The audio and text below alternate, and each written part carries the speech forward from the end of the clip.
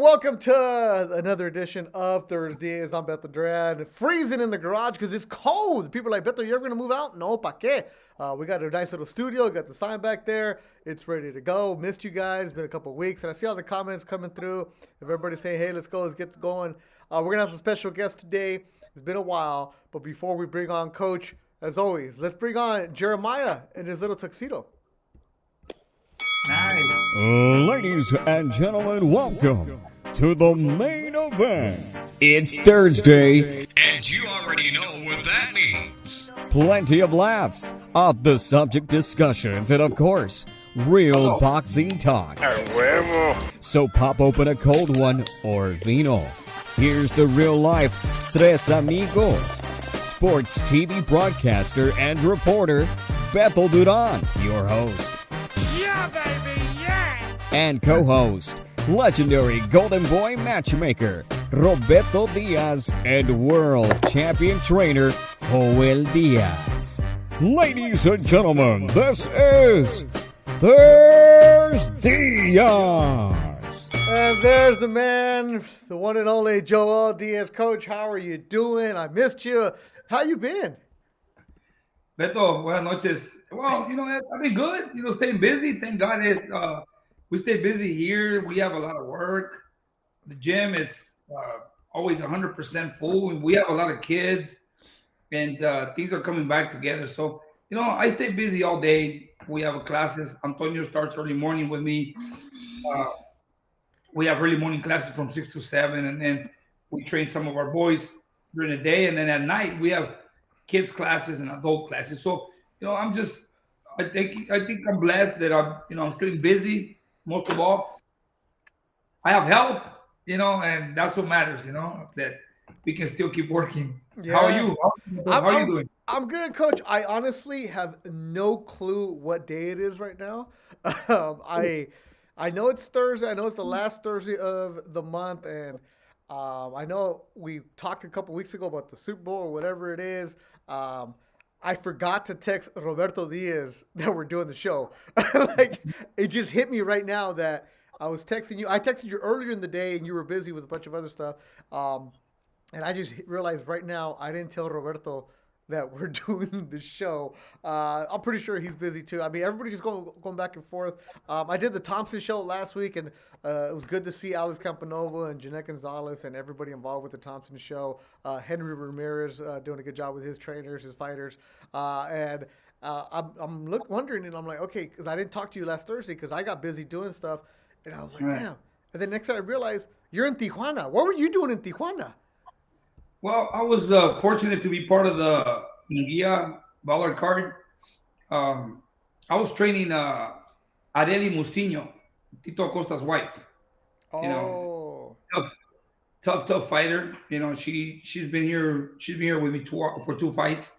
It's our second fight together. She obviously made me proud on this last fight because you can tell the work that we put in. The not changes. Like I'm not gonna say changes. We basically added more to her. How can I say it? I mean, she has very good physical and her boxing ability is great, but we wanted to add a little more of the professional style because her Mexican style was too aggressive. She was going in there Yeah. with no plan sometimes. So I wanted her to be a little more patient and be more of a hunter. And she did, and she stopped the girl. She stopped her opponent in the second round. She hurt her pretty good in the early round, in the first round, and she followed directions really well. And I know that our first fight together was at the time I think it was Zurdo Ramirez. No, Yeah. I don't remember. It was Anaheim? Yeah, I think it was Anaheim. It Yeah. was recently. No. It was Munguia Rosado on the card. On the Munguia Rosado card, that was our first fight together. Okay. But you know what? I knew it was a tough task for me because when she came, when she came to me, her and Tito, her husband, came to me. They were looking for a trainer because her father was her trainer and Tito's trainer, and Mr. Yeah. Juan Mucino passed, due to COVID Mm-hmm. in July of last year, and they were left without a coach. So they were looking for a coach. Miguel Cotto's promotion contacted me and says, "Hey, coach, would you train Tito Acosta?" Tito Acosta, his trainer, his father-in-law passed. I said, "Sure, bring him over." So when he was here, he brought his wife with him, and Okay, that's the. and that's how everything connected, because he brought his wife over and they were here. They were still, going through that moment, of Yeah. that loss. So then when she was here, she really liked, we connected well. She liked it. She liked the fact that she was welcomed in the gym. Yeah. Everybody, every single one of my fighters really respected her and gave her space. And she felt a little awkward at first, but then she says, "You know what? I like it because everybody's here to work. Everybody's business." So she started working. She started getting comfortable. And then she told me, "Would you train me for a fight?" I said, "Sure. You're already here if you like it." And she really loved it. First fight together, she won. Our second fight together, she wins. And we are close to a world title, if not Awesome. a world title next, because as far as I know, she told me that after this one, she was getting a world title shot. So we'll see. Ande, that's cool. And how was the Tijuana atmosphere with Munguia inside the bullring? I'm not gonna lie, Beto. Honestly, I wanted to get back home. Yeah. I was there for the weigh-ins and everything. It was a great atmosphere. You can tell when a fight like that, a Mexican fighter like Munguia shows up in his hometown. I mean, the atmosphere is great. We had Travieso Arce, Eddie Morales, Julio Cesar Chavez. We were all there in the weigh-ins, and great having Oscar de la Hoya there, Eric Gomez. Everybody was there. It was a good environment. I mean, you can tell that a lot of people were there, and the Plaza de Toros was going to be packed. That's awesome. I was fortunate in a way that we were the first fight of the event, and we were supposed to be the second fight. Yeah. We were going to be the second fight, but then they said, okay, they're going to be the first fight. To me, honestly, Beto, and me driving to Tijuana is like the last thing I want to do. Mm-hmm. As soon as you cross the border to Tijuana, honestly, it seems like everybody's fighting on the road. It's like it's a fight. It's a fight from the border to the hotel. It's a fight, and believe me, I don't know. The last time I drove through that border was when I went to Ensenada, but I wasn't driving. My first time driving across the border with Tito and his wife, and man, it was crazy because I was nervous just crossing the border. And when I made it to the hotel, I said, from here, I'm not moving until I get back. And when I get back, I'll worry about it. I know I'm going to be nervous getting back. And I was. As a matter of fact, when her fight was over, I told her, I have to go. And she says, already? I said, yeah, I have to go. So as soon as her fight was over, I was taken to the hotel, got my stuff, got in my car, and on the GPS right away, I want to, just cross the border, want to go Indio. And you know what, Beto? Here I go. I got nervous because the GPS takes me to some streets, and when I get there, they told me it's gonna be like 3 hours. Everybody says right now it's about 3 hours to cross.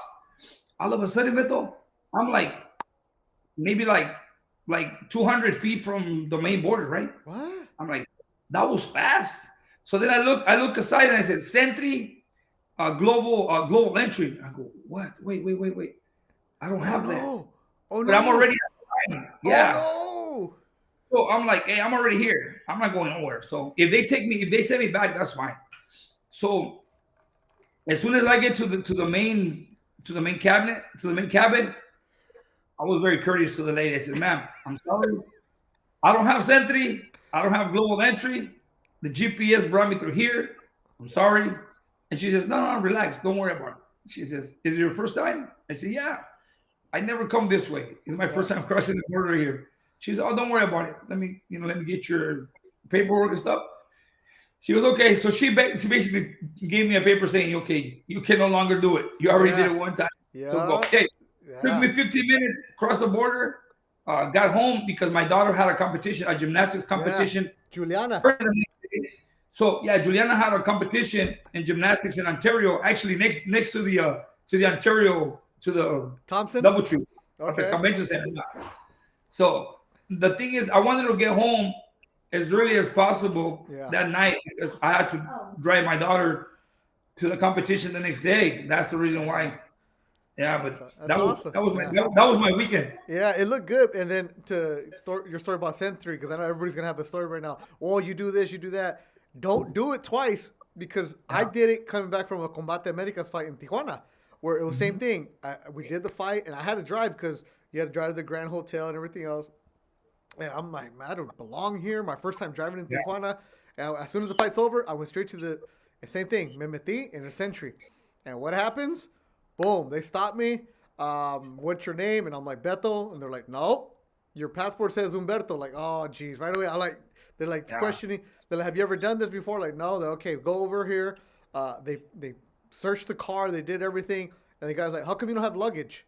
If you were in Tijuana for 2 days, what happened? I'm like, why are you wearing a suit? What's going on? Because I came straight from the fight. I'm like, he's like, here's the fine. It's what happens if you do it the second time. Then it's a big fine. The first time we're gonna let you through. It's perfectly fine. Scared me straight. The guy's like, you don't want to do this. Sure enough, I get a letter a couple days later saying that I was processed through the Century and everything else. Like, geez, they don't play around with that one because if not, it would have been 3 hours, just like you said. But it's cool though. But you know what? The GPS it messes you up. The GPS takes you to Sentry. Yeah. And everybody told me when you put it on GPS, it takes you to Sentry. So basically, she just told me, you know what? If it's your first time, it's fine. Yeah. And then she says, what were you doing in Tijuana? And I said, you know what? I'm here for a boxing fight. Yeah. I'm a boxing trainer. I came here for a boxing fight. The fights are over, and I want to get home. And she goes, oh, don't worry about it. So before she gave my papers back, she goes, did you at least win? I go, yeah, we won. Knock on the second round. Great. Here you go. That's when I went to Mexicali with Tono, when we crossed the border. We walked across for Diego Loyo if I came back. And sure enough, at the border crossing, they stopped Tono. And I'm thinking, oh, man, what does Tono do? Because Tono had his boxing bag. So I'm thinking they're going to do something. And sure enough, they're like, oh, no, they're like, Tono, you guys won. Que bueno. Tono's a celebrity at the border right there in Mexicali. And there he is right now, the king of the Concha, Tono, the Panaderia. The king of the Concha. He's all happy right there. He's all happy because he has his Panaderia shirt. The star of the show comes in. That is Antonio Diaz right now, the real star. Concha. Now we can start the show. It's the on Concha Lord. Okay, Tono, go ahead. Show off your shirt. I know you missed me. I made you wait 12 minutes before you can talk. What is going on? What is going on with this shirt? A friend of mine who does screen printing, his name is Inca. He just showed up to the gym. His name is Jesus Olivares. So Inca print. His name is Jesus Olivares. He shows up with a shirt. 2 shirts. No, actually 3 shirts and a sweater. He puts on a sweater for himself, gives me a shirt, I draw another one, and the other one was small. I brought it to my wife. And he goes, here, this is for you. Panaderia Tono is what is going on. All right, Tono, you can sit down. Yeah. You can sit down. Yeah, like, it's crazy. I was laughing when I saw it. I was busy today, and then when I check my Instagram, I get tagged by Coach, and all I see is a picture of Tono with pan dulce on his stomach. I'm like, what is going on here? Like, once again, gente sin que hacer. Inca Print is a man of business, de negocio, who's busy doing real shirts, real product. If you need them in Indio, he'll take care of your Inca Print. Pero también cosas para el Tono. Like, Coach, what did you create? I know Tono was a famous boxer, fought for the world title. Man, bro. He's a big deal. But there's like a subculture now in the Coachella Valley of like these Tono clones or Tono disciples, Tono groupies. What is going on out there with the Tono world? People just love me. Everybody became a Tono fan because of the Conchas. As a matter of fact, look, this deal with the shirt and the sweater happened earlier. A good friend of mine, actually we went to school together. His name is Jesus Olivares. He owns Inca Print right here. He does shirts and all kinds of stuff. So he shows up to the gym off and on. And he came by today and says, hey, Antonio, I brought you a gift. So, which was great. Okay, we left it as is. We took some pictures and we made fun of the shirt and, and at 5 o'clock, Beto, we have the beginners class for the kids. as soon as I walk in the gym, there's a kid waiting for me. He says, "Coach, I got you a gift," and he has a box, a white box like this, and he goes, "Happy National Conchita Day," and he brought me a box of conchitas. Where they at?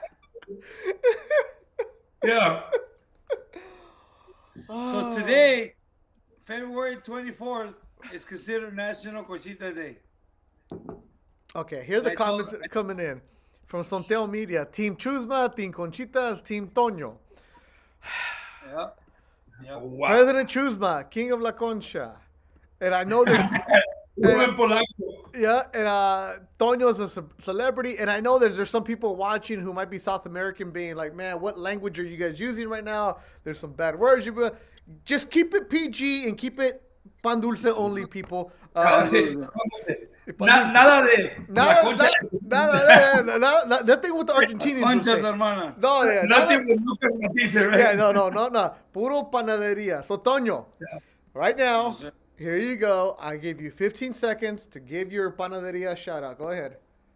Oh, did he freeze? Well, Go ahead, no, I Toño. didn't freeze. No, what? No. Thank you, guys. Welcome back to the show. Welcome to National Conchita Day. As of next year, this day's gonna be a holiday. Businesses are closed.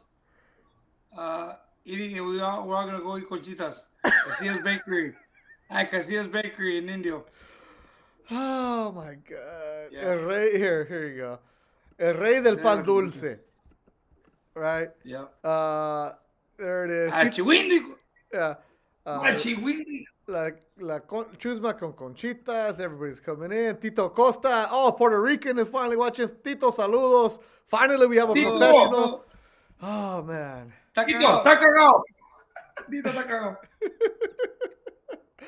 Oh, man. I miss you guys. It was fun. It's been good. I don't know what day it is right now, but it was good. At the Thompson show, everybody's asking for Toño. By everybody means two people came up to me during the broadcast, Toño. I have no idea who they are. Not at all. And tells me, one person, leave Toño alone. You bully him. I'm like, okay, great. And then another one after the fight, when I'm at the bar, oh, man, you should have Toño on more often. He's funny. He's hilarious. So I don't know what people you're paying to come and harass me at the Thompson show. Because I know they didn't do that. Because, hey, Toño, coach, they didn't say, oh, hey, Beto, big fan of you. Hey, Beto, I love you and coach. No. It's all Toño's people. So It's all about the star, bro. it's all his little groupies are out there doing that. Yeah. You know what I realized, Toño? That just because you're the star, we have another star joining us right now. Super Bowl champion that's the Javier real Razo star. jumps in. That's the real star. Comes That's out a real here. star. That's a champion star right now because he's the Whose hey, house? the great team. It's a great team. It's a great team. Hey, yo. It's a Razo, great team. you have yourself muted, man. You have yourself muted, Razo. Come on. See? Whose house? Now, what about now? What about now? Yeah. He's still celebrating the parade. Whose Right? No. house? Rams house, baby. Whose house? Oh, my God. My house. This is supposed to be a fun show. It's all right. And by the way, if you guys want to hear a professional podcast, Abraham Gonzalez, Abe G718 for New York Fight Scene did an excellent podcast this week with Coach Diaz. Go and check that out. The Boxing Rush Hour podcast. Coach was on it. He did a good job. Coach talked about these Uzbeks, the story about the gym. Basically, all the stories we've heard here on the podcast, Coach said it, but in a professional manner where we weren't interrupted with anybody with the pan dulce. We weren't interrupted with the Rams house, all that other stuff. And I tweeted back to Abraham and also a couple of the other boxing writers. I'm like, I love Coach's stories. We have the podcast on Thursday, ThursDIAZ. They're like, wow, really? I got to check that out. Then I sent them a message like, well, eventually we start talking about boxing, but before that, it's all pendejadas, right? Before that. A little bit of everything. Razo, go Saludos, ahead. saludos. Go How's ahead. up? How you guys? You have your jacket. You have your hat. Super Bowl champion Javier Razo checks in. Hasta un flask? This is the flask I took into the Super Bowl. It's got 1970 in here. Take a little Super Bowl drink. All right, here you go. Saludos to Razo, to Toño, everybody. Salud. Else. Salud, salud. And another one. And another one for Coach Gonzalez, Coach Diaz. It was his birthday when we were in Tijuana. Yes, it We had was. we had some drinks in Tijuana with Razo and my son for my birthday because, hey, I was out in Tijuana for my birthday. I went out to the weigh-ins. So at the end of the day, we went to the bar and we had some drinks con el gallo because he's a champion. And on Monday, I had a shower with Joel at the gym early morning with no breakfast. Early morning. No Hey, actually, Beto, yesterday was the first day after a long time that Antonio brought conchitas back to the gym. And because he had said, oh, no more conchitas, I'm done. My wife got mad at me because I'm too heavy and this and that. So, all his fans were bullying me because they were like, oh, Antonio, your brother's he's a devil. He's a demonio. Un demonio. Don't listen to him. Stay healthy. So I said, okay, that's when I did that thing when I caught him on the cameras, remember? Yeah. So after that, he stopped eating conchitas. And yesterday, when I got to the gym, I go to the office and I see a bag with conchitas. I go, wow. So we're back on track. Antonio's back. Yes. Antonio's back. Míralo. Tito Costa, saludos a Razo. Arturo Alvarado checking in. Cutman C, Cesar Campos sends the beers. Coach, your birthday was Thursday or Friday? Friday. Friday. So my daughter Michaela was on Thursday, so the 18th. You're the 19th, so happy birthday to everybody else. No, I'm the 18th. No. Oh, you're the 18th? Yeah. Oh, so is she. I was the 18th. Oh, see, I told you I don't know what day it is. Yeah, she turned 12 on the 18th, whatever day that was. Yeah, Joel's the 18th. So Joel and Michaela have the same birthday. Con razón, they get along. They're good. They're good people. We have a good bond, so there it is. So happy birthday, Coach. Feliz cumpleaños. Thank you. Everything else. Toño, what did you buy your brother for his birthday? Conchitas. A conchita yesterday, I told you. Hey, No, actually, me compró un croissant. Conchitas. A bunch of croissants and conchitas. You upgrading. Hey, Beto. Joel was so much in need of conchitas that he got the conchita. He started walking outside the gym with it. When he got to the ring, he looked back. He left all the crumbs, all the sugar things from the top in the floor. He went back, picked it up by his hand, and started fucking eating it. Toño, so you'll like this story, Toño, speaking of crumbs. So about a month ago, I did an interview with Gabriel Iglesias, Fluffy, the comedian, right? And at his spot that he has, his warehouse, and he got us pan dulce for the crew, me and the guys from Channel 2. So got some pan dulce, and he's standing there, and it's nice and clean. His warehouse is real clean, and he had the pan dulce on top of a black carpet.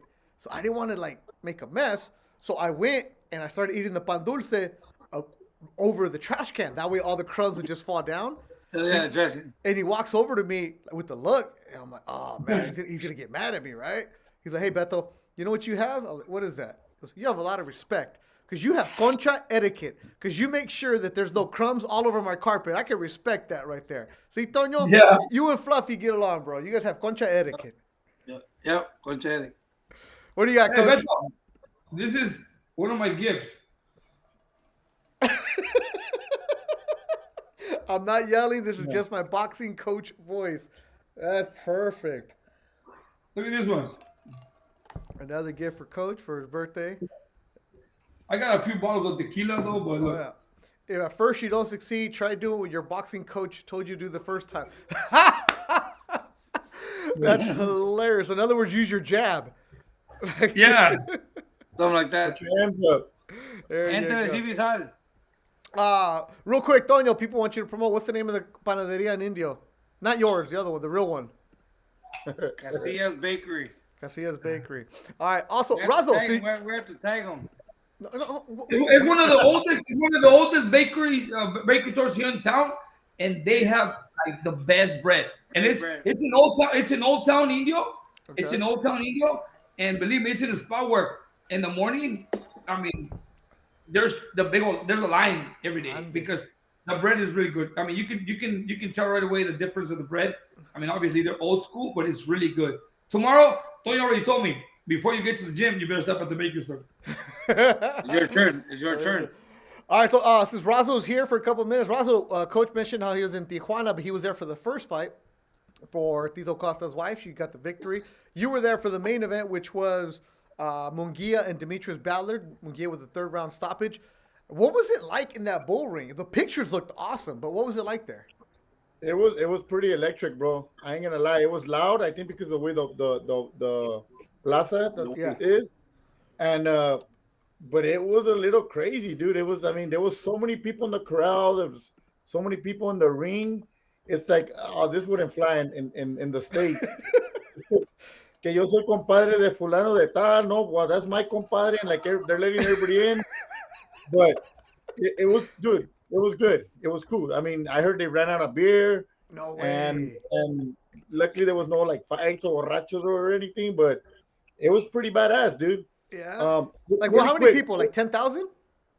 Yeah. The pictures look really cool. The broadcast I watched the broadcast later on. It looked really cool to be in the plaza right there where, you know, Munguia said he grew up as a kid going to those fights. Like, you know, you think Tijuana fights, and, you know, my goal was always to do a fight at Big Punch Arena. I'm good now. I can retire. I can only imagine what it's like at a place like that with Plaza with a fighter in his prime, in his backyard.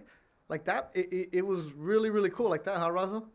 It was loud, yeah, dude. No, I mean, he's got the support. I mean, it was awesome. He was happy. I mean, you know, people came out and supported him. And as a fan, though, really quick story. I was there the day before for production meeting and all that stuff. I went and did leg day. I went all the way to the top. Okay.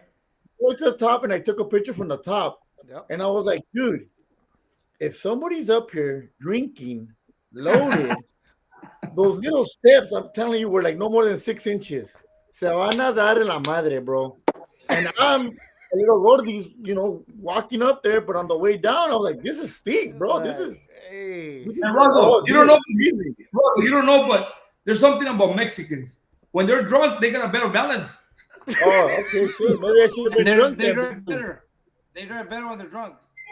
Yeah. They drive better when they're drunk. You know, But it was cool. I mean, What, Toño?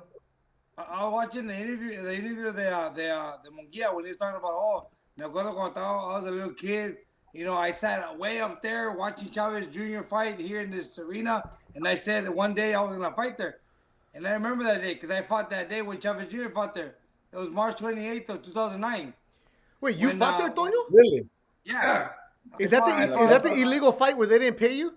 No, that was in another venue. No, this was a legal one. This one was a legal fight. No, this one, I went Chavez Jr. I think Chavez Jr. fought. Let's see. An Argentinian guy. Yeah, Chavez Jr. fought Luciano Cuello. Okay, so you fought the same night that Munguia was talking about. That same night where he said he was up there watching Chavez Jr. because What year was it, Toño? 2009. Against March 28th. March 28th, you fought Francisco Javier Castro. Yeah. You got the decision in 10. Robert Castro. Castro, yeah. Toño was supposed to lose that fight. Really? Toño was supposed to lose that fight, yeah. And Robert Castro at the time was like 19-1, an up-and-coming fighter. Toño was rated like 100 years old. Okay. Well, and this is a hell of a card here. It was a that night, card. Humberto Soto knocked out Antonio Davis. Fernando Montiel knocked out Diego Silva. Chavez Jr., who was 38-0-1 at the time, beat Luciano Cuello. The referee, Vic Draculich, our good friend Vic Draculich was working. Yeah. Antonio Diaz, decision, Francisco Javier Castro, who was 19-1. Toño weighed 144.5 pounds. 80 pounds ago. Yeah, Castro. Many conchas ago. Castro deducted. Hey, Toño, what happened? He got deducted a point in the 8th round for a low blow. Low blow, yeah. He hit me low blow a couple times. Rigoberto Alvarez. Here. Carlos Nacimiento, Arturo Badillo, Adan Osuna. Andy Ruiz made his pro debut on that card. Did you know that? I didn't know that. Yeah, Andy Ruiz made his pro debut. He got a first-round knockout. Andy Ruiz that day was 297 pounds. His opponent, Coach, 339. 339 and a half. The half makes a difference, bro. Why even put the half? That's a hell of a night, though. And so that's the card that Munguia was talking I was about. talking about. I remember that one when he said, he said, me acuerdo yo de chiquito mirando a Chávez Jr. peleando aquí. Yo una vez dije, yo voy a pelear ahí. And that was the only time Chávez Jr. fought in the arena, in Playas.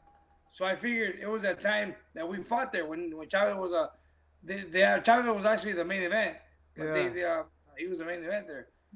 And there was a big controversy in the weigh-in because Chávez Jr. goes on the scale, steps up. 2 seconds later, he steps down. He starts drinking a drink. And they're like, hey, he didn't make the weight. Sí hizo peso. ¿Cuánto pesó? Hizo peso. Like, and the guy was like, oh, no, we're not going to fight. We're not going to fight. So ultimately, they made a fight. Look at that. What a night. That's a heck of a story right there. In the bull ring. So, Yeah. Razo, I always like asking these questions when we go to venues that aren't traditional. We've been seeing that more and more. Like when Coach was, when we were in Tulsa, Oklahoma with his fighters, and we're like he's getting dressed in like the restaurant in that locker room. Just whatever it is different. But Razo, in the Plaza de Toros, it's a bull ring. Where were the fighters getting ready at? They had tents. They actually had tents. No lights, but they had tents. Razo, let me watch, Beto. I was about to touch the subject, right? But okay, now that you brought it up. We get to the venue, right? And there's 2 tents. Each tent is about the size of this room, okay? About the size of this room. And there's maybe like 8 chairs for the fighters. So like, okay, that's red and this is blue. And like, so that's it. And I remember I'm training a girl, okay? Oh. And there's just a bunch of guys, and I'm like, nah, this is not gonna happen. They look around. So what we did is I looked around and I go, okay, we're the first fight.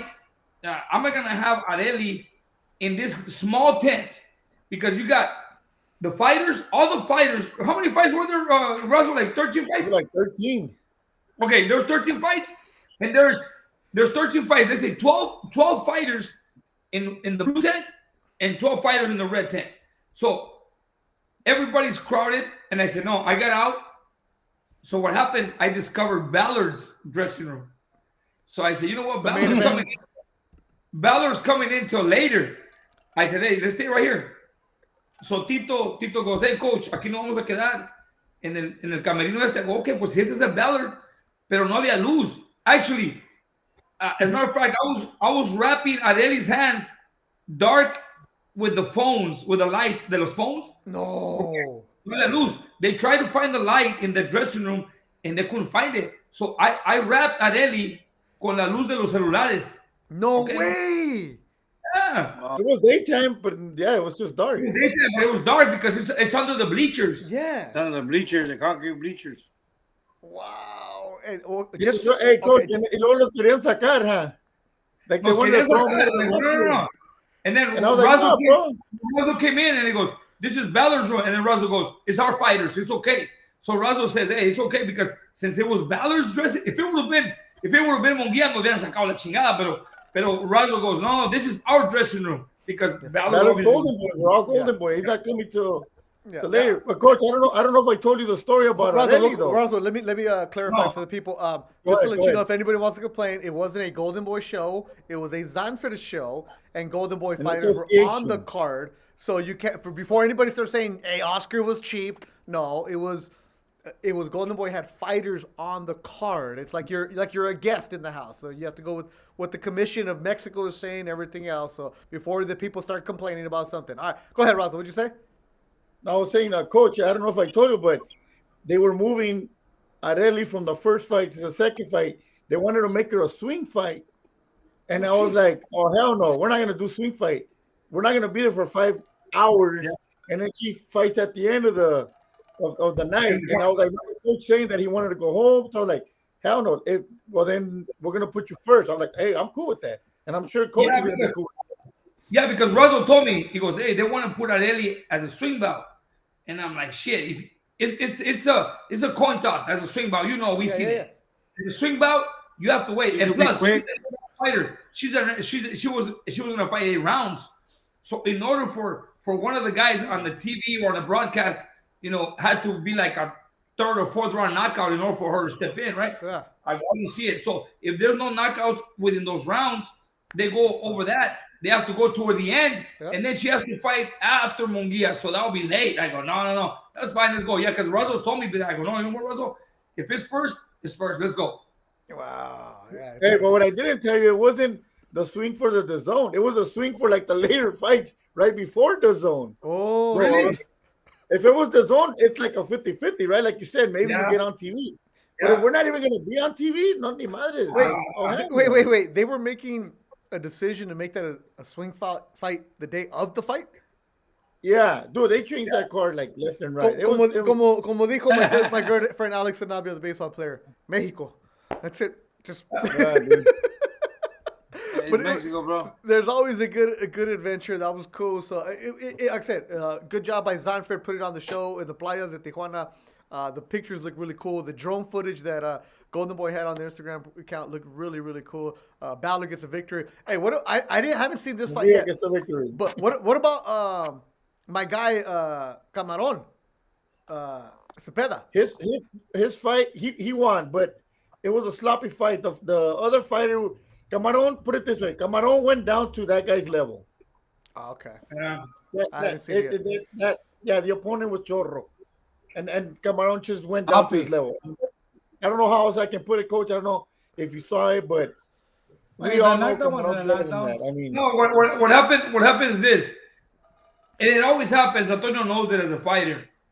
When you have when you're training for an opponent, and once that opponent falls off, and they're looking for somebody else, when they're looking for a replacement, as a fighter, like they're gonna find somebody like. So you basically let loose to the pedal a little bit, and you sort of like think it's an easy fight, not knowing that it's not an easy fight because everybody wants to win, right? Okay. Every Mexican fighter, even though they know their opponents, they're gonna put up a fight. They can make you look bad. The worst opponent is a fighter that ruins your night, and I think that night, Camarón didn't look good because the other guy wasn't there to make him look good.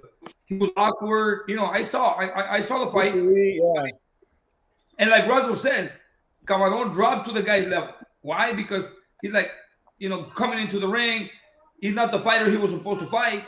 So that this happens, and it's very common. Yeah, it happens. Razo. Yeah, Razo, Yes, sir. For example, I always use myself as an example when something like that happens. Remember the time I fought that Argentinian Omar Wise? I mean, I was doing good in my career. I was fighting very awesome, beating all these guys.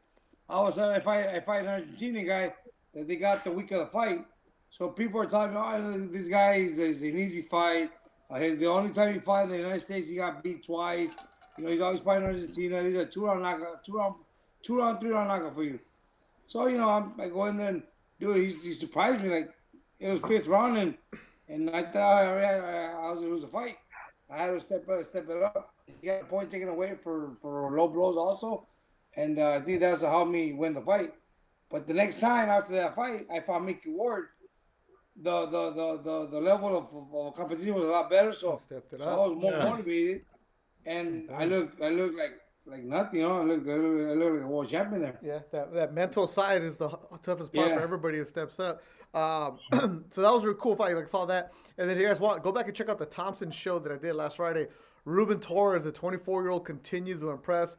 They gave him, and Alex Campanova, the matchmaker, general manager of Thompson Boxing. And I'm not saying this because I worked there along with Doug Fisher, Justin Rosales.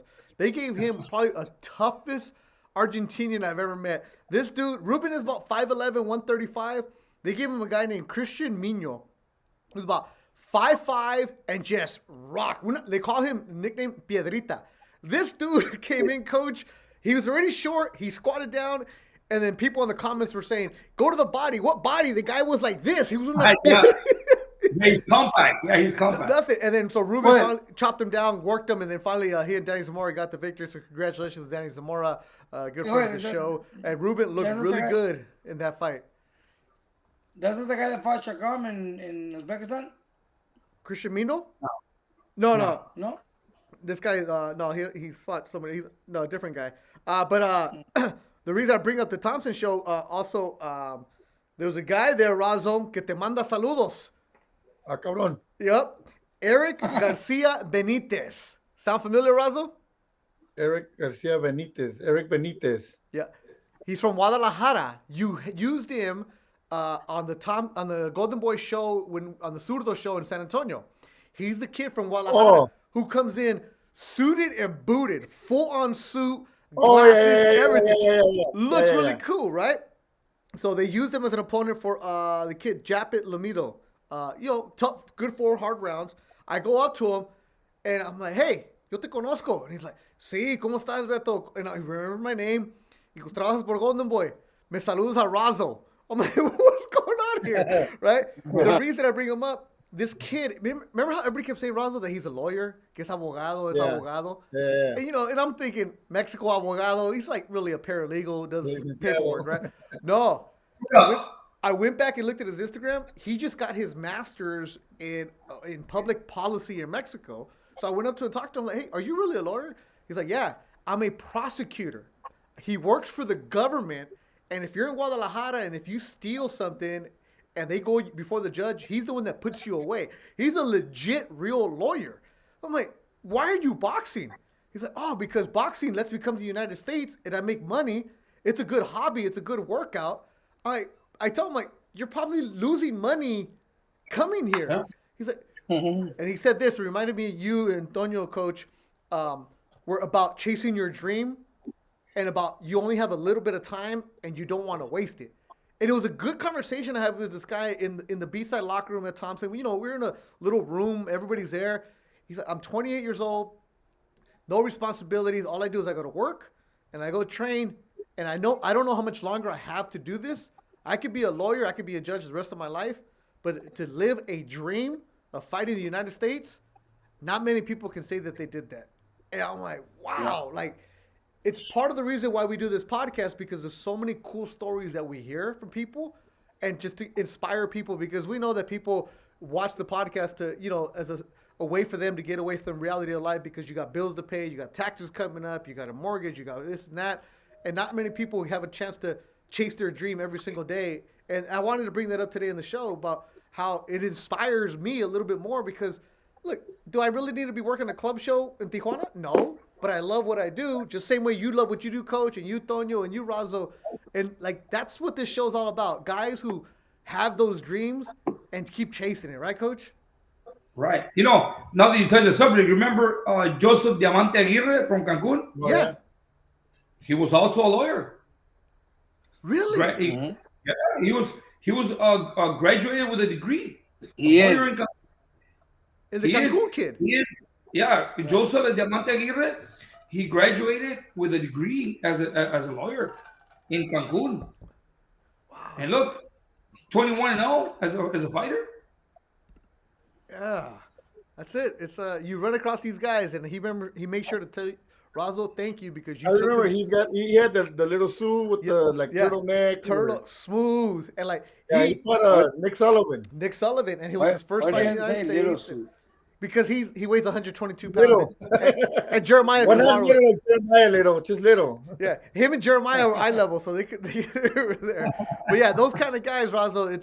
It was funny to see, and it was cool to see too. Like, because he said, "Me saludos a Razo," because you gave him the opportunity to come to the United States, man. It's sometimes we take things for granted. We get caught up in what we're doing, but knowing that you made an impact in somebody's life right there, that's pretty cool. Like, because he said he always wanted to fight in the United States. Razo made it happen, and because he fought well in San Antonio, they brought him over here. Thompson was able to use him the other day, and he's a tough out. He got dropped, but he's a tough dude, and he'll show up. Like, it reminds me of our other favorite guy, Duel Ogin, who has fought everybody. And upset a couple of Golden Boy fighters. That guy's tough. They're after that guy for one of our fighters, for Manny Flores. I told you, I don't know about that guy. That guy doesn't go down. That guy's on top of you. Yeah. Duel's another guy. Su familia tiene negocio en Guadalajara. He doesn't have to work. He has a terrible record, but he doesn't get knocked out. And he's beat a couple of Golden Boy fighters that got released after they lost the duel. So those kind of guys, Coach, that's why we love the sport, right? Those guys are the backbone of the sport.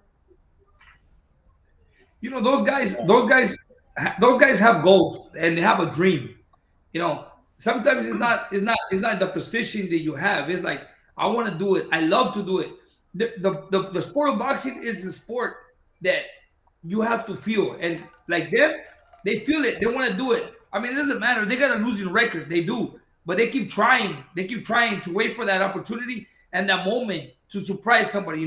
There's always that right opportunity where you coming in as an opponent with a losing record, and boom, you hit the jackpot. Those guys never give up. They're true believers that one day that big door is gonna open, and it's happened before.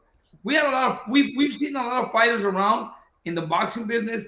They have losing records, and all of a sudden, boom, they surprise somebody with a big name. And what happens? That's their dream. That's what they work for every day, for that moment right there. Yeah. Hey, there's a kid who fought on the Boxing Club podcast brings up. He was 1-0.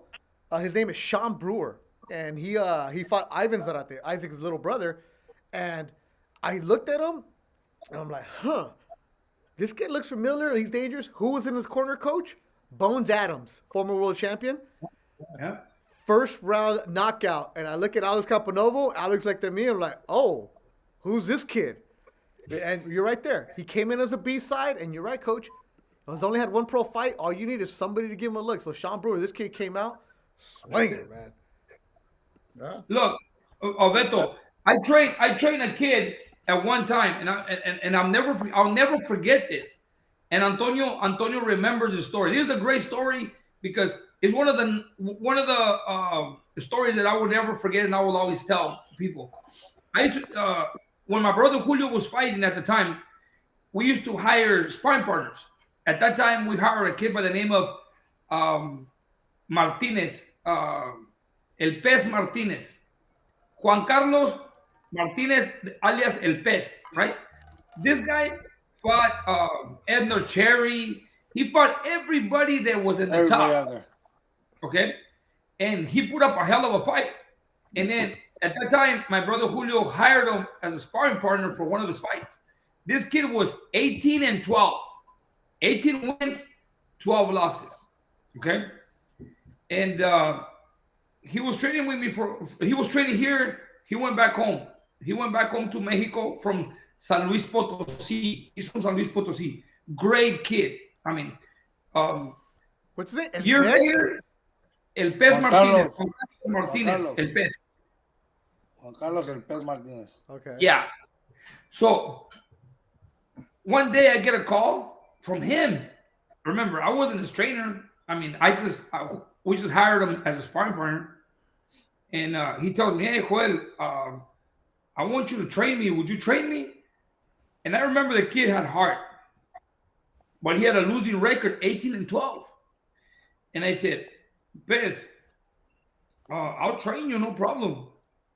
And he goes, I want to go to California. At that time, I used to have a house that I used to rent for the fighters, but just for fighters. And it was a mission for me because when he told me, okay, Joel, I'm going to go over there. I want you to train me. You have a place to stay? I go, yeah, I have a place for you to stay. But, well, the thing is, when he got here with his wife and his 2 kids. Chingues, man. That was not what I was expecting. So he stayed at the house and started training him. And all of a sudden, I get a call. And this fight was a week before Bradley Marquez fight. And I trained him. Top Rank called me, hey, you have a kid by the name of Juan Carlos Martinez El Pez. Yes, I do. Would you fight him against, who was that, Tono, that he fought? El Alacran? From up north. Yeah, a guy from, his nickname was El Alacran. Good kid. He only had like 1 loss. I was like 30-some fights and 1 loss.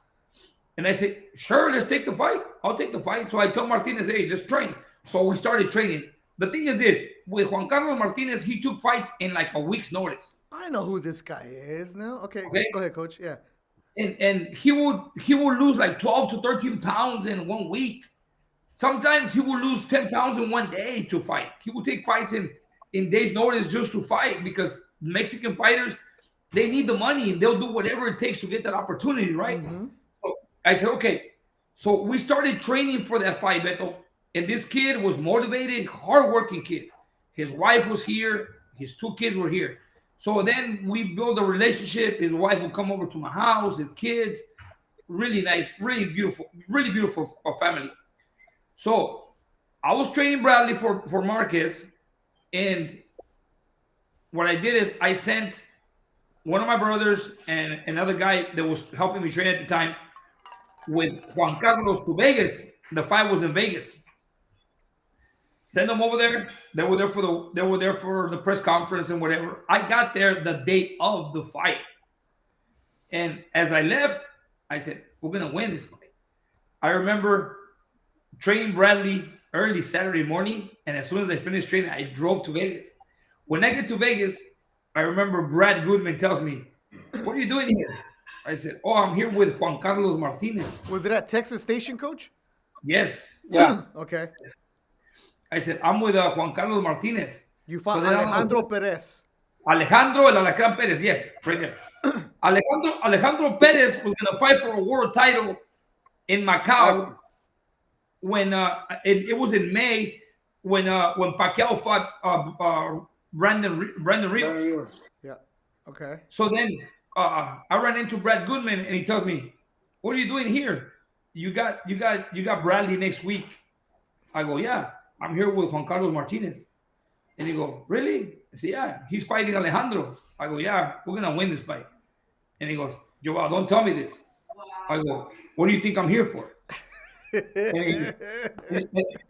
and Brad Goodman tells me, he goes, "Hey, Joel, please don't tell me that." He says, "Alejandro is fighting for a world title May 30th in Macau." And then he goes like this, "Please, Diaz, don't tell me this shit." I said, so then he walks out of the dressing room, and as he's walking out, I'm going to the restroom, and he runs into Bruce Trampler. Top rank executives, yeah. Yes. And as I'm cutting the corner, Brad Goodman is talking to Bruce, and he says, "Hey, Bruce, you know who's here?" And Bruce goes, "Who?" He goes, "Joel Diaz is here." He goes, "And?" He goes, "He's here with Martinez. And he says that Martinez is going to beat Perez." And he goes, "I doubt it." He goes, "Hey, Diaz doesn't drive over here a week before." He goes, "Diaz doesn't drive here to Vegas when he has Bradley a week before the fight." He goes, "He's up to something." Yeah. So I walked away. I go, we walk in the ring. As a matter of fact, the whole week that the team were there, it was my other brother and one of the guys that was with him. My brother told me that everything was good, that, you know, that they were real confident. Alejandro Perez and the team were real confident. So what I did that night, I walk in the ring with Diego Magdaleno, who was the only guy had ever beat Alejandro Perez. Walk in there with him, and as soon as they saw me in the ring with Diego Magdaleno and Juan Carlos, yeah, you can tell on their face they're like, "Oh shit, this is for real," you know? Well, long story short, we start the fight, and Martinez is doing everything I'm telling him to do. Everything. He's frustrating Perez. He's dominating him, beating him. At the end of the fight, we win. We get a win. Remember, to get a win in Perez's house, his promotion, he had a worth. I mean, I was celebrating. To me, that was like winning a world title because you got a kid that was 18 and 12. And like I told you, this kid was an opponent. Coach, you're giving him too much. He was 19-14 and 1. Oh yeah, 19-14, whatever. Yeah. 18 and 12 was better. He was. But like I said, you know, look at his record. Yeah. Going into fighting a guy that was supposed to fight for a world title next, and we beat him. To me, that's like winning a world championship because you're a big underdog. Like there was no chance to win. Yeah. You got the split decision on that one. And Coach, Alejandro Perez never fought again. That was his last fight. That was his last fight. He never fought again on that one. You also had Brian Villaria on that card, Jose Ramirez on the card, Toco Clary, Jose Benavides Jr. was on that card also. That was in 2014. And this kid, the reason I remember the name Juan Carlos Martinez, Razo, you used him before. Yeah. Yep. he had a draw with Abe Lopez on Fox Sports back in Yeah, 2015. Abe Lopez fractured his He was jaw. coaching him. Yep. I think Yeah. Coach was coaching him, no? Yeah. That was I did that show. It was my first year with Golden Boy. We were on Fox Sports, and it was Alfonso Gomez and Kamigai was the main event. Yeah, in Fantasy Springs. Yep. That's where I met. That's probably one of the first times I actually had a real conversation with you, Coach. You were training Jamie Kavanaugh. Yeah. Yeah. There it is. So yeah. Oh man. So yeah, good memories right there. 2015 is my first year really doing. Was starting boxing with Golden Boy. We're on Fox. We're doing all those shows, and that's when I 1st met Coach and all that other stuff. I met Quigley that time. So yeah, it's the mind game, as Mikey V would say. It's about who it is coming in, all that other good stuff, man. So Beto, yeah. speaking of guys like that, is a perfect example of that kid Alex Martin that we've used, and he fought him in Texas against Angel Fierro. Oh yeah, and he beat Angel. And then we're like, oh, and he was like, come on, you got to sign me. You got to sign me. We're like, we give him another shot. And he comes and he beats Luis Hernandez. Oh, yeah. Who Roberto had, Chihuahua, right? Who had high hopes on that kid. Chi-Town Heat. Yep. Chi-Town Heat. That's it. All you need is that one opportunity. That's all he wanted. Beto, at that time, I remember I was training Abraham Lopez. Abraham Lopez was a prospect coming up, right? I was training Abraham Lopez, and tough kid. Golden Boy had him. He had a great record, and I think the last fight I fought Abraham Lopez was when he beat Camarón, a guy that Golden Boy had, that Joel De La Hoya had, and he never fought after that. And Camarón retired after that fight. Yeah, yeah, that was at StubHub. I did that fight with Doug Fisher. I trained Abraham Lopez for that fight when he fought Camarón, and then he beat Camarón. Camarón retired, and then after that, I kept training Abraham. But at the same time, I was training Omar Figueroa, and they had a fight the same day in different venues. Abraham was gonna fight at what is that? In Cabazon.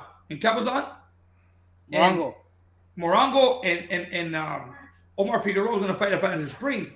So I'm like, man, I can't be in two at the same time. So what I did is I stayed with Omar Figueroa, and Abraham was over there with his dad. Abraham didn't look too good on that fight.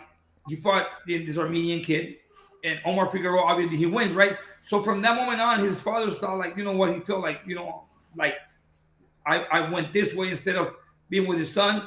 But that was a fight for Abraham to win. Golden Boy gave him a fight for him to win. He didn't look that good, right? But whatever. Yeah. So then from that time on, his dad started training him. And then all of a sudden, I'm training Juan Carlos Martinez in the best, and they offer the fight. I mean, I know Abraham Lopez, you know. Up to now, I'm still in touch with him. Up to this day, I'm still in touch with Abraham Lopez. Great kid. And fighting Abraham Lopez against a kid that I was training, it was tough. And honestly, Juan Carlos Martinez was doing good in that fight. He was doing really, really good against Abraham Lopez. The only difference in that fight was Abraham Lopez had some punching power, and he fractured Martinez's jaw. Oh, because right after the fight, I was in the hospital with Martinez because he had a fractured jaw. He stopped fighting for a while, but that was a tough fight that night. Yeah, man. Good time. Good time. Good on the story. Tono, why do you look so sad? Mikey V wants to know. You can't make sad faces because then Mikey's going to make a meme out of you. Hey, I'm listening to all these stories. All right. They're good stories. All right. So we have a couple questions. This comes from Jose Miguel Arroyo on Instagram, who watches the show on Friday mornings. He has a lot of questions, but I'm gonna just find one right here. How did we first meet? So I met Coach, I just mentioned earlier, when he was training Jamie Kavanaugh in 2015 during the fighter meetings. And I mean, obviously I've known about Coach for a long time, and also with Tono and Julio. And also I did Julio's last fight when he fought Keith Thurman. I was doing the international broadcast alongside with Doug Fisher at StubHub. I'm right there in that corner. And I remember hearing Coach's instructions. And I'm like, damn, like Like that's just somebody who right there. I'm never getting in a fight, but I want that guy in my corner wherever I go. Like that right there. It was just, and I remember you guys stopping the fight of like also having that compassion of like, because Julio was hurt, but he wasn't hurt, but it was just that compassion. He was hurt. No, but I mean, He was hurt. But he was hurt in the body. No, but I mean, there's a lot of other trainers who would have been more brave than you guys, where they would have like, look, let me tell you, and right there that night, right now you just touched a good point. There's coaches that will do the right decision, and there's coaches that will do the wrong decision. That night, Lucas Matisse is fighting John Molina. Yep. Remember that? Oh yeah. Okay. I remember that because out of that, it was such a good fight that out of that broadcast, because I was young starting off, so I would take my highlights. In one of those rounds, I used it on my highlight reel, and I sent it off. Out of that fight, Matisse and Molina, I ended up getting another job somewhere else because people were like, damn, I like your excitement. Thank you very much. Appreciate it. So thank you, Lucas. Yeah. So look, this is what happens. What happens is this. A lot of people don't understand that a trainer's job is hard. The responsibility of a trainer, it's really, really, really tough. Because I've always said it. Sometimes you have to make a decision, and it's between a second or a half second that you're either gonna make the right decision or the wrong decision. Why? Either you're gonna stop the fight at the right time or you stopped it at the wrong time. You know what I mean? Mm-hmm. So this is what happened that night, and I've always said it. And if you watch my career, I've stopped fights. I even stopped Antonio's fight and with Margarito because I knew Antonio was hurt. Antonio was fighting even though Antonio was fighting, Antonio was losing the fight at the end. Okay, he was losing. He was losing the fight. Whatever. I mean, every fighter's gonna say, "Oh, I was winning," regardless. Okay, Antonio was not gonna win the fight at the end. That night with Keith Thurman, that Antonio's punch drunk after Margarito. Don't get after Margarito gave him double dose of plaster, he hasn't been right since. As you can tell, he's conchitas for lunch, breakfast, lunch, and dinner. But look, that night with Lucas Matisse and John Molina, honestly, fight of the year. Yes, it was a fight of the year. But you know what, Razo, I'm gonna tell you, I criticize the fight like I criticize others. I mean, I respect every trainer, but you gotta make the right decision at the right time. When you saw Lucas Matisse hurt John Molina, boom, once. Boom, he had him hurt. And I said it. Look, I told everybody, Antonio's my witness. I go, Joe Goosen should stop the fight now before they lay him out. When he hurt him, he went to the corner.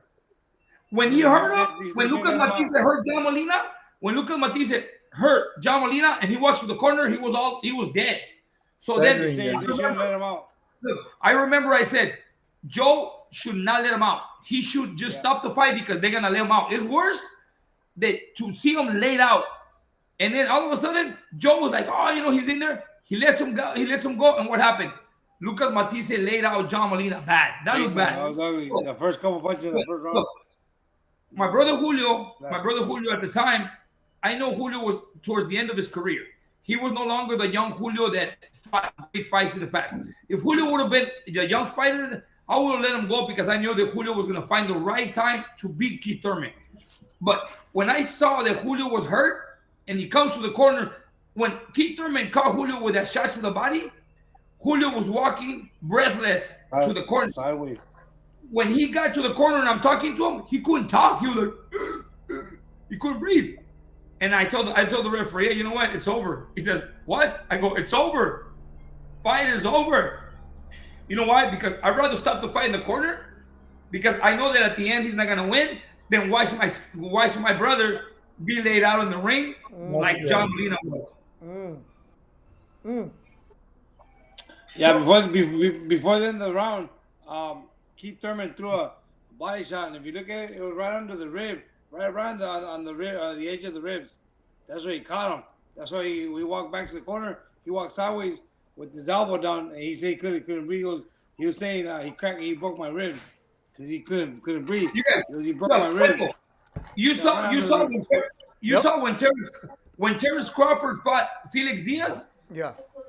Terrence Crawford was beating Felix Diaz, and I told Felix, you know what? It's over. I get in there. I stop the fight. Why? Because he was losing the fight. Why let him continue?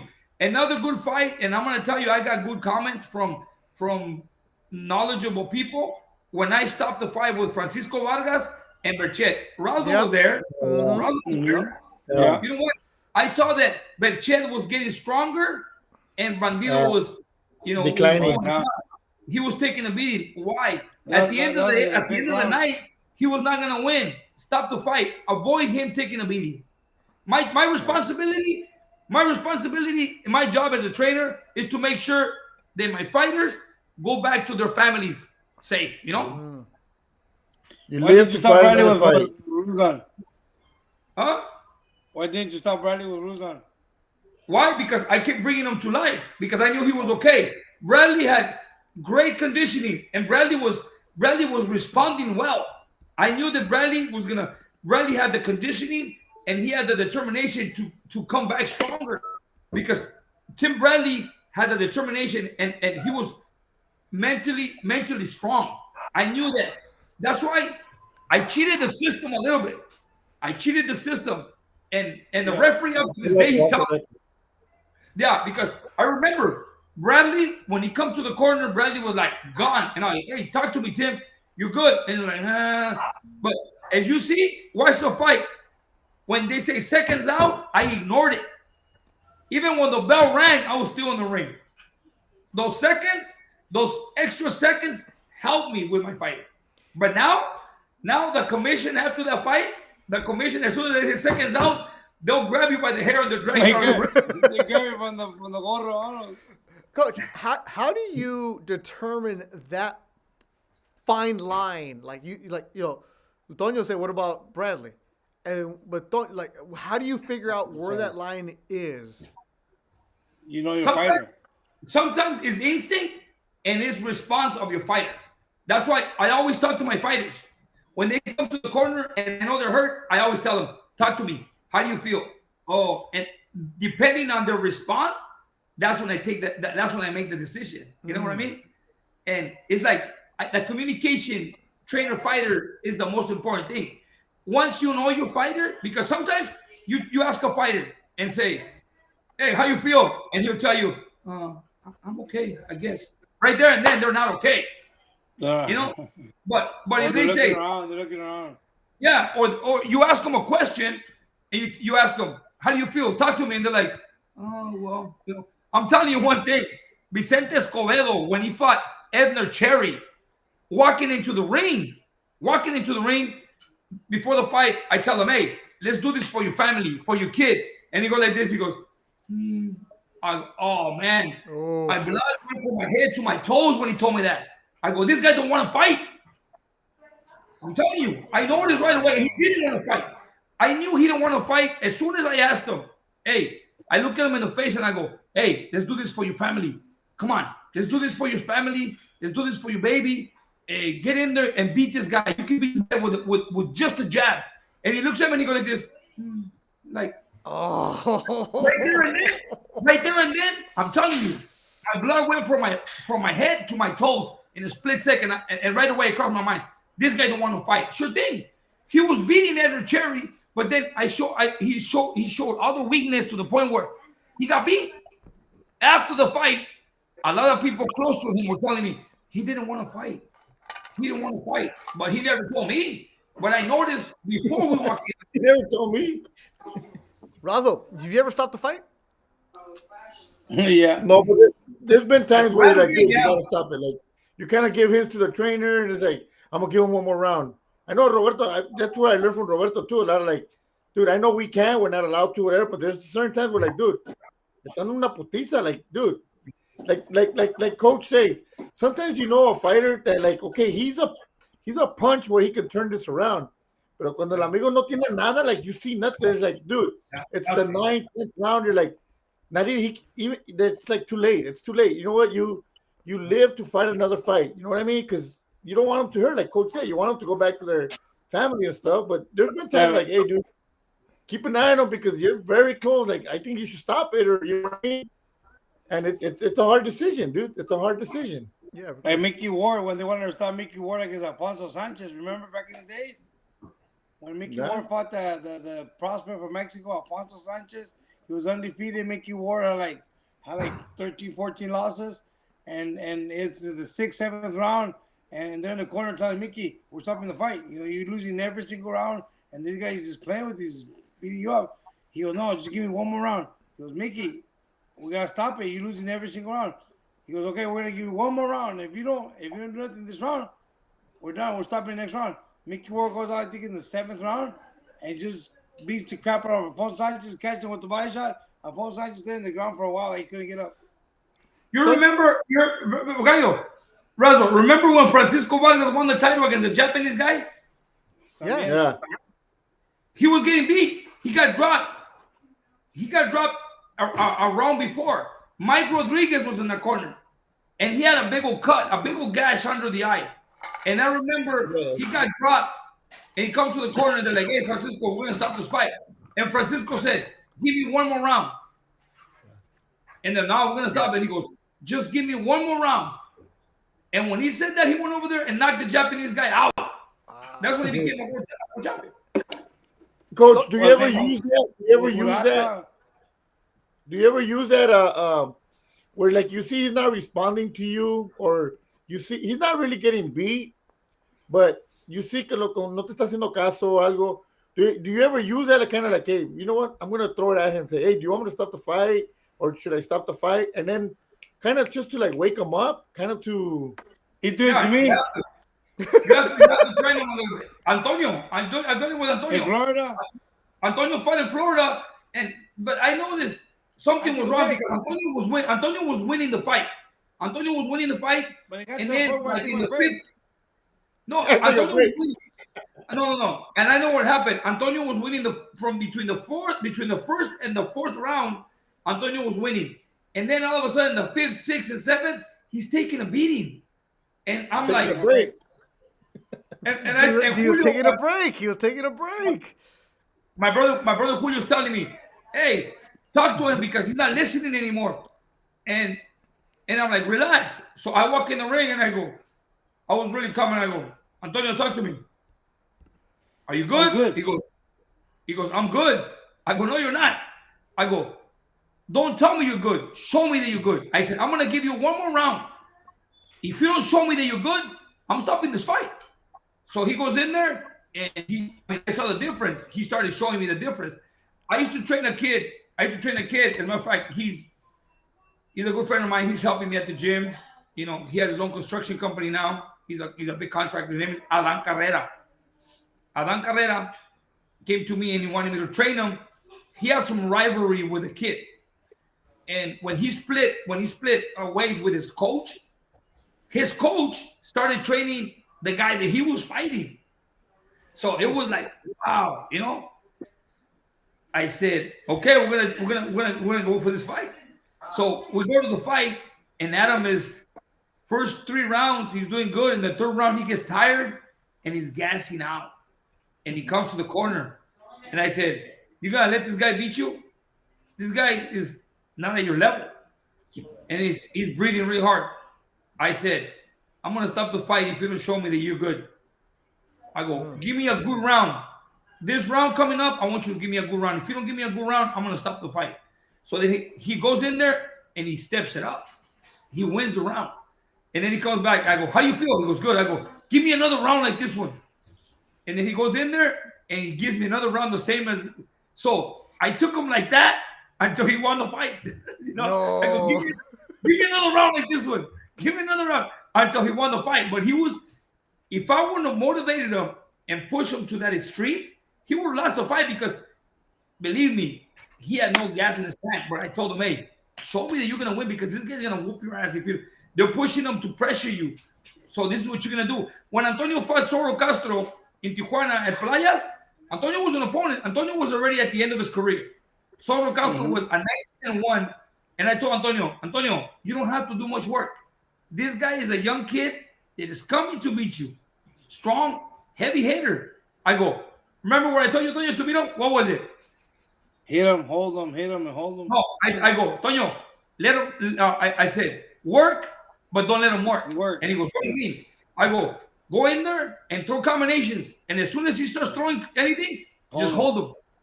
I go, work, but don't let him work. And that's how we beat him.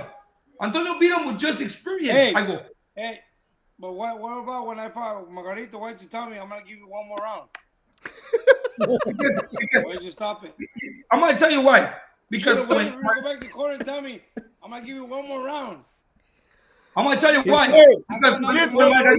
Okay, hold on. I need to end this debate right here, right? Because, Tonio, your brother's complimenting you about how you responded at Tijuana. He's positive about how good you are and how you're a warrior, and then you go and bring out the Margarito. So right now, for the last time, no, Tonio, on the serious talk, right? I'm putting my headphone back up. On the serious talk, seriously, as you guys are saying, la pura neta. Did you really want one more round with Margarito? Yeah. Okay. Do you now, Tonio? Do you really think you deserved another round with Margarito? I was trackled, but I think I deserved another one. Tonio, you don't even believe it right now. You don't believe it right now, do you? Beto, what? Hold on, Coach. Let him finish. Let him finish. I was so beat up that I don't remember. Then why are you arguing with your brother? Why? He did his job. If you don't remember, Tonio, he did give you another round. He did give you another round, like 2 rounds ago, but you don't remember. Beto, Antonio, for that fight, he just got married. He came back from his honeymoon. Look, Antonio, hey. Beto, I'm going to tell him why I didn't let him go no more. Please, Coach, you've told him 8,000 times. I'm going to tell him. I'm going to finish it off with this one. And then we're never bringing it up again. I'm not going to bring it up again. Antonio, for that fight, he had just gotten married. He just barely got back from honeymoon. And he brought his wife to the fight. As a matter of fact, when he got dropped the last time, he did exactly.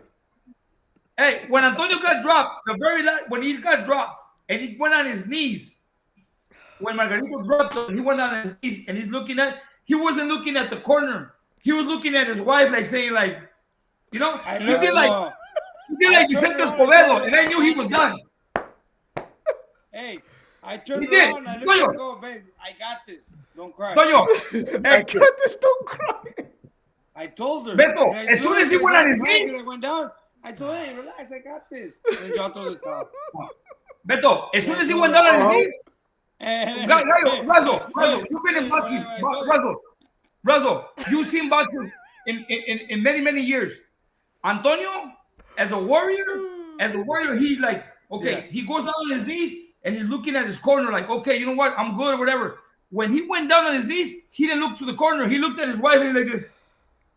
I go, you need to See, I told her. Hey, hold on, Coach. Let me get you the single shot right here. That way Mikey can make a meme out of this. What did you do? What did you do when you looked at him and then you went like this with the arm? As soon as I said, I looked at him because when he went down and he got on his knees, Margarito dropped him, he got on his knees, and then what he did is he looked at his wife and he was like,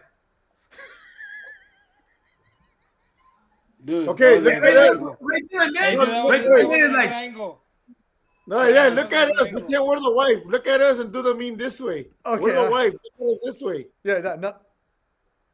Was that the bad? To your left is you. Look at the camera now. Pretend we're the wife. He basically told his wife, babe, I'm done. Like, I'm sorry. No, I told her, babe, I got this. Don't cry. And then I got up and I didn't have it because you threw the towel. We always say that as soon as we've always said that as soon as Antonio got married, he got neutered, and that's what happened. Oh hell no, dog. Beto.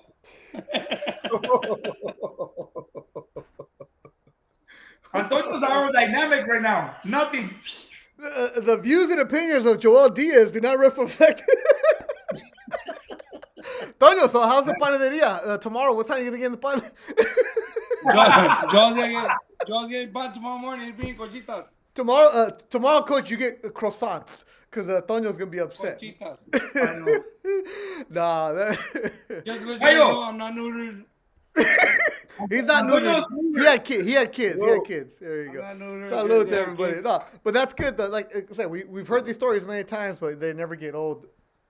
They keep on throwing. They keep on flying. As the Green Eye Bandit does say, the brotherly love is unmatched without a doubt. I love the Green Eye Bandit. Yeah. Oh, speaking. He's a Rams fan. Oh, He's a Rams fan. Coach, you don't want to say Green it. Eye But, Bandit's a Rams fan. okay, Ida, Mr. Green Eye Bandit used to be. You want to talk? Hold on. Bye, Juliana. He's a Rams fan. Oh. Lisa, she's going to sleep. Hey, congratulations. Is that the gymnast? No, No. Lisa.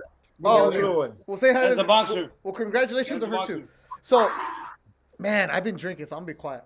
The Green Eye Bandit has a girlfriend now, right? Wow. Yeah, she's a Rams fan.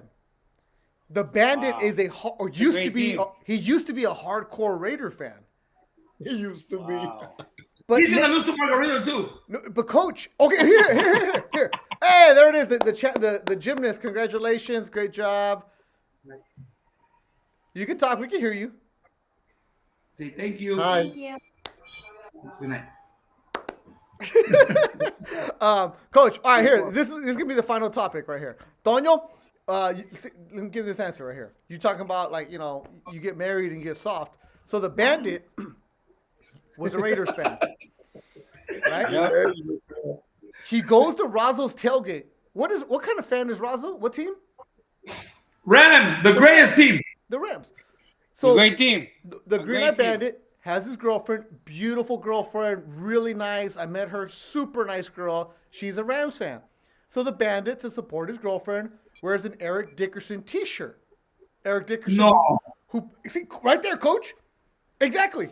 But he's like, No pasa nada. it's a Dickerson T-shirt. He goes, oh, they're playing.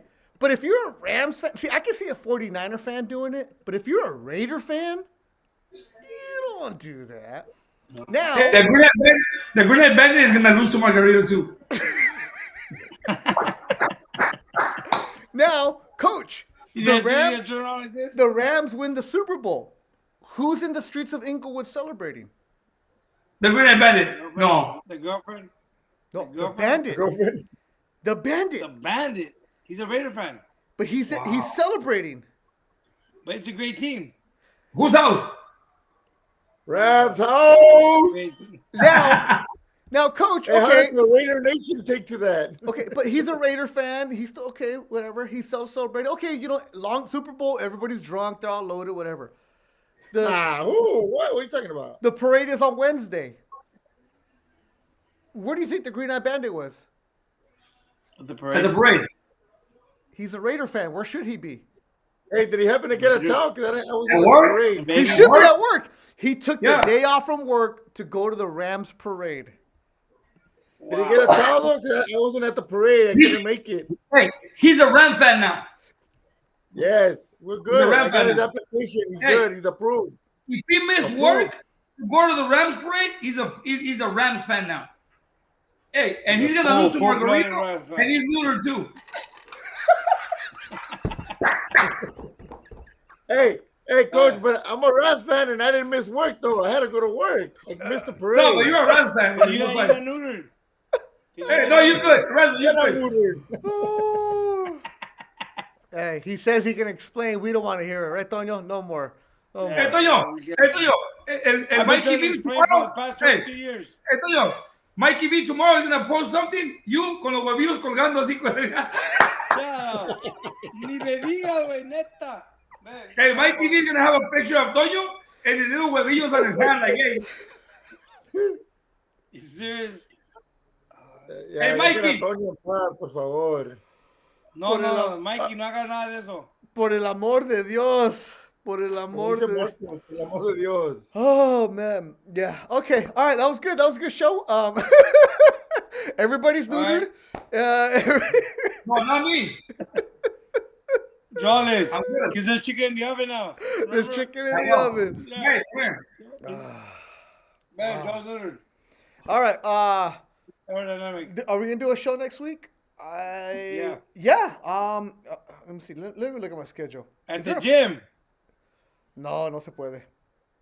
Come down to the gym, Beto. I want to, but I'm busy next week. You know what? I think we can go after Miguel Gaona's fight, Virgil Ortiz fight, March 19th. We'll see you there. Oh no, March 17th at St. Patrick's Day. No, I can't do a show that day, so I'm working the Tom Loeffler show at QC's March 17th. But maybe the week after, sometime in March, we'll be going to India. St. Patrick's Day is my wife's birthday. Okay, well there you go. She's a leprechaun. He's a leprechaun. My wife wants to say something about Tono también. No. No? Yeah, my wife's birthday is March 17th. Oh, there it is. We'll celebrate her birthday. She's a leprechaun. Everybody's getting in trouble tonight. All right, Not so me. we'll see March 19th, Virgil Ortiz, the main event, Miguel Gaona on the card, and we will have tickets for ThursDIAZ. We'll probably have another ThursDIAZ section at USC, so keep on tuned. Mikey V, keep making the memes. And I'll be there. You could do it from there. No. Hey, Mikey V. Tono, make sure you tag me tomorrow when you get the pan dulce. All right, Coach, we'll see you. Razo, final word. Who's Super Bowl champion?